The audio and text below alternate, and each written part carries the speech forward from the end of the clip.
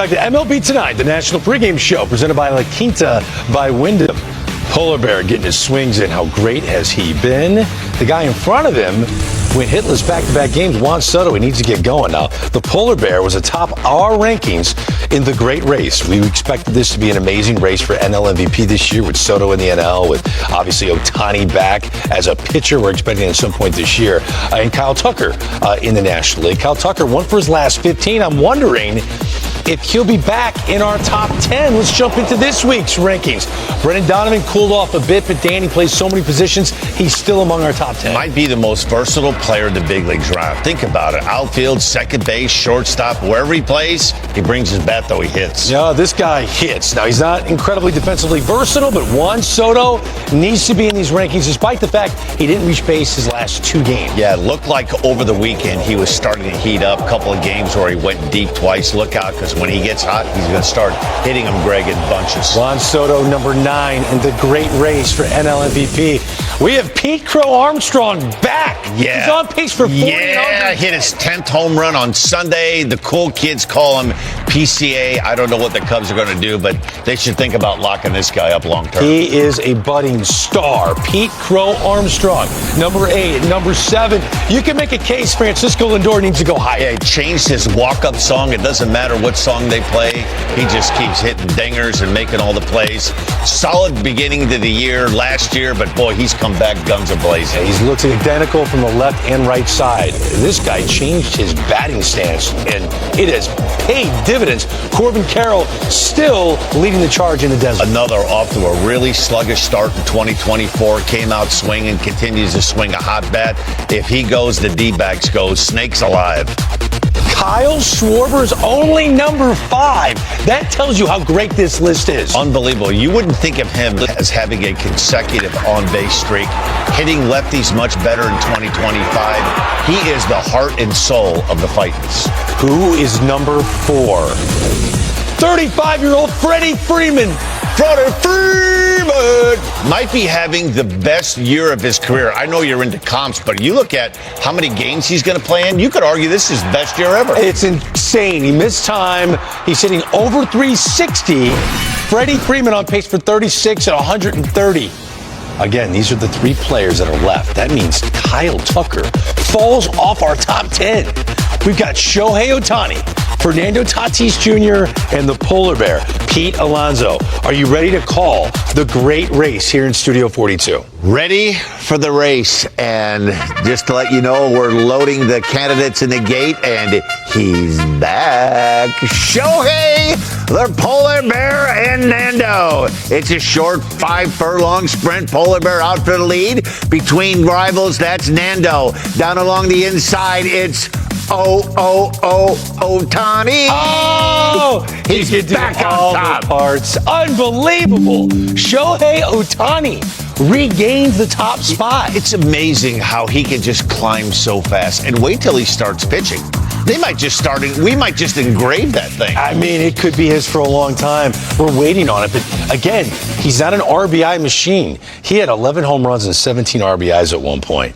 But it looks like he's got that flair that we hadn't seen, even in his MVP seasons before. Can I take you back to what happened over the weekend? Lourdes Gurriel hits a big home run. This was an epic 4-game series, by the way. These 2 teams split 2 games apart. You see his celebration, put his arms up. Later in the game, Shohei Ohtani does his own Lourdes impersonation. We've had some great games the first 6 weeks of the season. The Friday night D-backs Dodgers game might have been the best game of the year. The Snakes were down, they tied it, they took the lead, and the Dodgers came raging back. Great come from behind win. What's wild to think about, because Mookie Betts is actually having a very nice start to the year. He had a home run on Sunday. Freddie Freeman, this is the best we've seen of Freddie Freeman in a Dodger uniform, hitting over 360. Then you got Shohei Ohtani. Those 3, the big 3, are playing as well as we've ever seen them play right now. That's crazy. It's been the starting pitching not being healthy. But with that said, if you're a fan of the Dodgers, the word is Kershaw is closer than further away from joining that rotation. Which is going to make the best team in the NL West even better. But it's close. The Padres are only 1 game back. Is that Jim Leland or Rodney Dangerfield? Hey! I tell you, I get no respect. Hey, you know. Games to talk about. 11 total games on this Monday. We're going to begin in Philadelphia. This game gets going in an hour and 45. It's the Phillies and Trey Turner against the St. Louis Cardinals. Matthew Liberator gets the baseball. He's been arguably the most consistent starter in that rotation for the Cardinals, but he'll have to square off against the most improved hitter against lefties in baseball, and that is Kyle Schwarber. Kyle Schwarber again last night, 2 home runs. He drove in all of the Phillies' runs in a 3-0 win over the Guardians. He has been red hot, on base 46 straight games, Dan. Yes, and I think if you're Matthew Liberator, you've got to make sure that you're right tonight when you're scouting and your prep work to figure it out. One of the things when I watch Schwarber, why is he hitting lefties better this year? Because he's staying in, and that front hip, his right hip, is staying closed. When that thing stays closed, he's lethal. But watch him on the right of your screen. See on the left in the retro uniforms, that hip's closed. Look at it on the right. That hip's open. What happens? He starts to pull off the ball. His swing gets a little bit longer. Watch it on the left and on the right. You see it on the right? Yep. It's opened up, and he has a more difficult time staying on that ball that's down and away. So the key for Liberator is this. After you've thrown a pitch or two, it's hard to do this when you're a younger pitcher. Try to get a read. If that hip is closed, that means he's telling himself, I really want to stay in. I really want to stay in. I want a better angle to hit the ball off a lefty. But if you throw a first pitch breaking ball and he kind of reacts, you see that hip ball, but stay out there, stay away. You take a lot of the sting out. So if the hip is closed, where do you go? You could try to go in, but you better have a good fastball to go in. When the hip stays closed, that's why he's hitting lefties better. I love seeing this. Look at this against lefties. He's hitting 320. Much better. 320. And he's always been a good hitter. What does he remind you of? Jim Thome. Oh! I had some really good matchups with Jim Thome. The key with Thome is Thome's front hip would leak, and he would cheat to get to the fastball, particularly later on. So I had to make sure that I was right and keep the ball down and away. But if there were some at-bats that Jim stayed on the ball a little bit longer and fouled off some good breaking balls, then I went with a fastball. The bad thing towards the end of my career was I didn't throw hard enough that I could sneak a fastball by him. So I would disguise the heater. And I told Paul Osemacher, who was going to play against him in the postseason, I said, listen, you'll get one chance to get him belt high. You slow him down with the breaking balls, you get him to 2 strikes, throw it there. If he fouls it off or it's called a ball, don't throw it again because he'll smoke it. That's really interesting.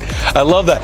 Liberator has been terrific. ERA barely over 3, but he's part of this trend now in St. Louis. Within this 8-game winning streak, Dan, the rotation 1 through 5 has been outstanding. Fetty was brilliant in his last one, complete game. He was great, but he's been good for the last year and a half. 8 strikeouts, which is more than we expected. Miles Michaelis has had 3 consecutive starts.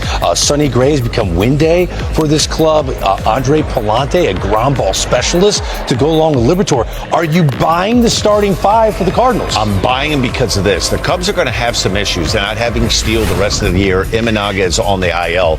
That division outside of the Cubs, because the Cubs right now are a great offensive team, sooner or later, the Cubs are going to have to address that starting pitching, and I think that brings the Cardinals more. And the longer that the Cardinals continue to play better, the more they're going to start believing. One of the things they do when they're playing well, they've caught the ball well all season long. Great defensive team. But you would think a team pitching in that ballpark, that the pitching would be better. It's starting to match the ballpark now. That's a great ballpark to pitch in. It's a pitcher's ballpark. We will see, though, how good they are. Going to Philadelphia to start this series, and going to Kansas City, then at home against the Tigers, here we're going inside their park now, and then the Diamondbacks. Alex Bregman of the Boston Red Sox invading Motown to take on a team with the best record in the American League. Did you expect on this day in May the Detroit Tigers to have the best record? Kind of, yes. You did? Well, you asked me the first show with this new national pregame show. You asked me one of the first questions on that opening day, who do you think has the best starting rotation in NL Central? And it took me like 2 seconds, Tigers. Yep. And Jackson Jobe, they've won all 6 of his starts he's going again today. And Casey Mize last start in Colorado. I get it, fastball split combo, 1 run in 6 innings. Jack Flaherty's been a little hit and miss. They run 5 starting pitchers out there on a consistent basis that keep it in check. Javi Baez is playing out of his mind. Torkelson's starting to be the player they thought. You're believing in the Tigers. I'm really As believing. for the Red Sox, their last 5 games, even though we're dealing with all the Rafi Devers stuff, will he play first base? The rotation a sub-1 ERA, 0.93 ERA. And Lucas Giolito, who did not look great his first time out, looked terrific over the weekend. He was good. And listen, it didn't take him. I'm going to give him 10 starts before we really gauge. He's missed a lot of time. Yeah. And you could throw on the side, you could throw in simulated games, go on a minor league assignment. And his minor league assignment didn't go all that well either. You look at the ERA. But if you watch his last start, he was much better. Command was better. The curveball was better. If he starts to pitch well, they should get Walker Buehler back soon. Yes. All of a sudden, the Yankees, the Red Sox, they have a big chance. Tanner Houck's last 2 starts have been better, but he's been the weak link in that rotation. That's the problem. When you rely so much on the breaking ball, if you lose the feel of that breaking ball, all of a sudden you've admitted to yourself, I really don't want to throw my fastball a whole lot. So if you're struggling throwing that breaking ball for a command, you're a little hesitant to go to the fastball because you've been convinced the fastball gets hit. So he needs, last couple starts, he's had better command of the breaking ball. We're going to talk much more on the Rafi Devers scene coming up a little later because he's been just tearing the cover off the ball. He doesn't care about all the drama surrounding his position change if there is going to be another one. Let's go inside the park to Houston, the ballpark formerly known as the Juice Box. They get the roof open. The Royals are in town. Royals trying to avoid a 3-game losing streak. The Astros still trying to stay afloat, Dan. They're 20-19. Altuve left the game, kind of a sore hammy. He's day-to-day. Yordan Alvarez out with that hand injury. They're getting Christian Walker to warm up a little bit, but the Astros just a bit of an odd team to figure out. Yeah, they have been. We've kind of thought, hey, they're on their way, and then they take a couple steps backwards. And then Framber has a good start. Okay, Framber along with Hunter Brown, that's a real good 1-2 right-left combo, right? And they've had a hard time being consistent offensively. You know, they'll have a game or two where they score 8-9 runs. You're like, oh, okay, here they come. I don't think we're going to really see the real Astros until they get Yordan back in that lineup, hitting in that 3rd or 4th spot, driving in runs. What's interesting, because of the hamstring tweak to Jose Altuve, he's in the lineup, but he's playing second base. Right. Because they don't want him sprinting all over the left field area. Ryan Gusto gets the start for the Astros against, as you see, Jose Altuve putting his bunt down in the cage. We expect Altuve to hit second. They put Jeremy Pena in the leadoff spot, and the lineup's scoring a bit more runs than we expect without Yordan Alvarez. On the other side, the Royals just ended that long winning streak. They're 6 games over 500. They have Bobby Witt Jr., the best player of the team. But once again, Dan, that leadoff spot just continues to have an issue doing anything offensively. They went out and got Jonathan India, and he hasn't been terrible, but he hasn't given them the injection of offense that they're looking for. They've got 1 home run so far this season out of leadoff spot. So as this inconsistent offense continues, right, as good as the Royals have been through 6 games over 500, offensively they're nowhere near a juggernaut. But they got one of the most talented players in baseball, Bobby Witt. Should the front office consider moving Witt into that leadoff spot? Consider, yes, but I think every manager is fearful of, you have a guy that's hit 3rd in an order and he's having another really good season.